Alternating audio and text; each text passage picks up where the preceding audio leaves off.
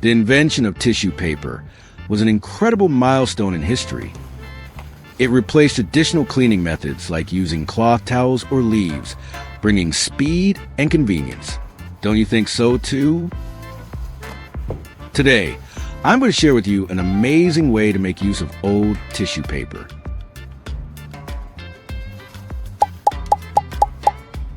Let's see how we can turn this everyday item into a useful tool.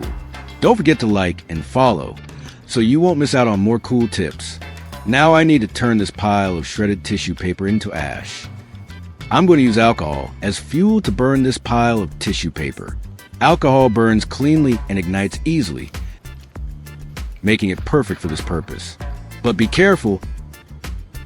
Always do this in a well-ventilated area, away from anything flammable, and keep a fire extinguisher or a bucket of water nearby just in case.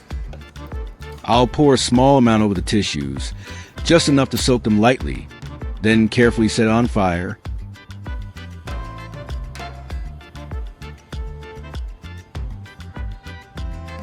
The flame will quickly consume the paper and turn it into fine ash, which I'll be using in the next step.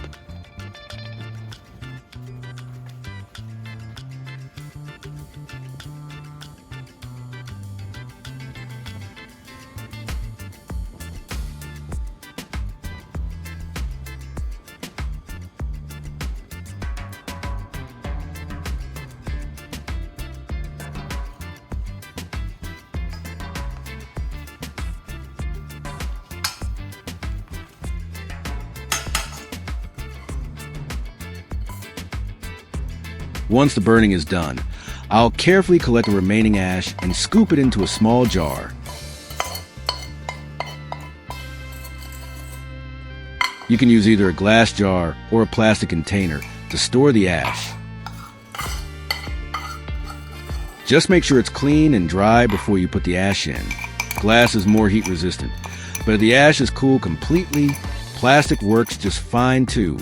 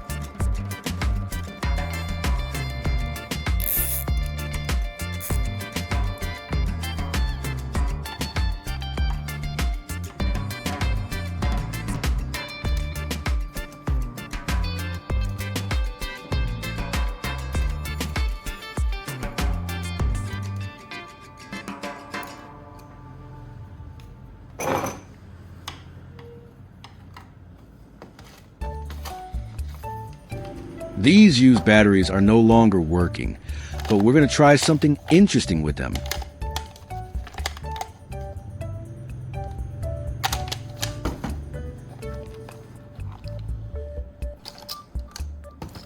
I'm going to sort through these and select the batteries that are completely dead. Those will be the ones I use for this project.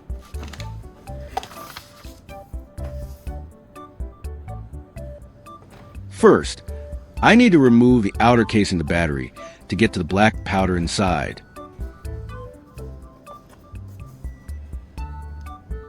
This powder is the key material we're after, but be careful. Do this step gently and wear gloves if possible. Some batteries may be harder to open, so take your time and avoid damaging the inner components. I'll use a small stick to extract the material from inside the battery.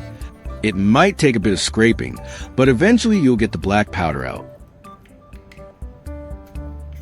Be sure to do this carefully and avoid breathing in any dust.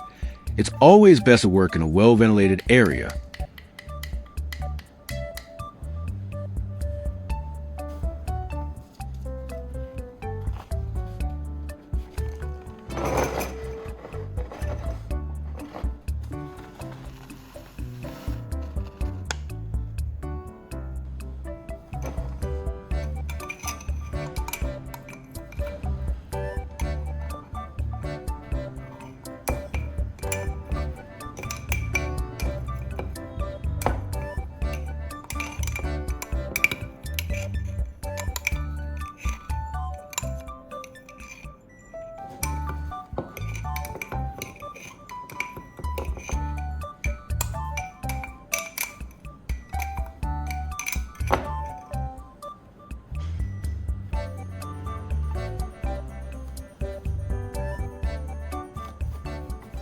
Now I'll mix everything together thoroughly. Make sure the dish soap blends evenly with the black powder. It should start forming a smooth, slightly sticky mixture. Take your time with this step to get a consistent texture.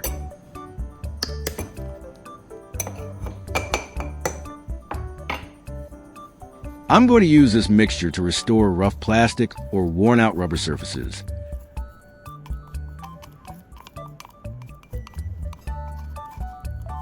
The black powder gives it a dark color that blends in well, and the soap helps it stick better.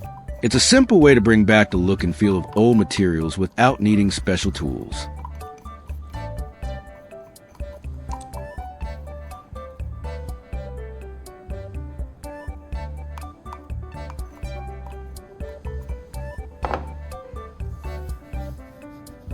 Next, I'm going to add a small amount of acetone to the mixture.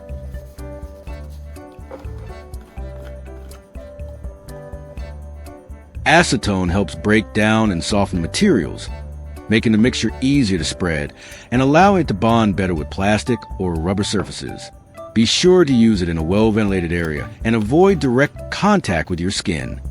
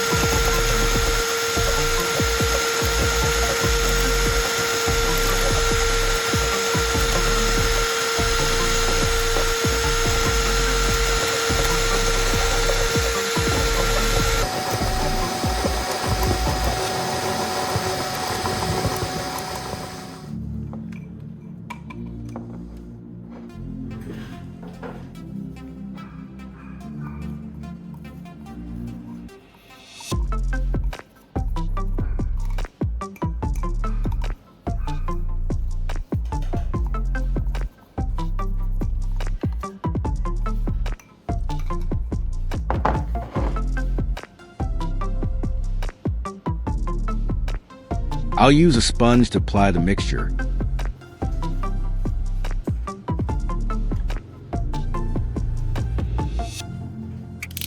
After using it, the sponge can't really be reused, so it's best to use an old sponge or even an old cloth that you don't mind throwing away afterward. This helps reduce waste and gives your old cleaning tools one last job before you toss them.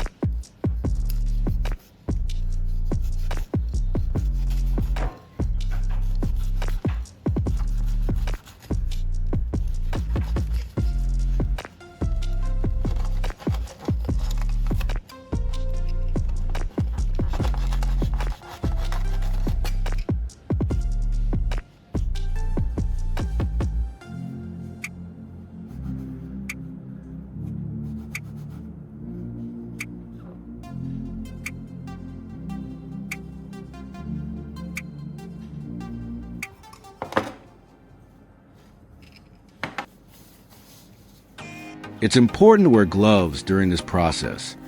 You'll be handling old batteries, black powder, dish soap, and acetone, all of which can irritate your skin or be harmful with prolonged contact. Gloves help protect your hands and keep things clean and safe while you work.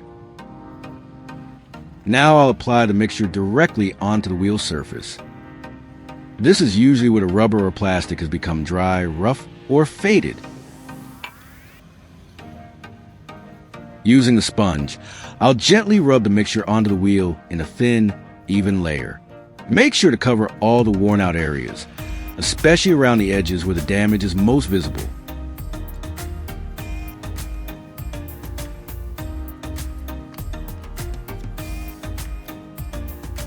I'm going to apply the mixture to just one part of the wheel so we can compare the difference.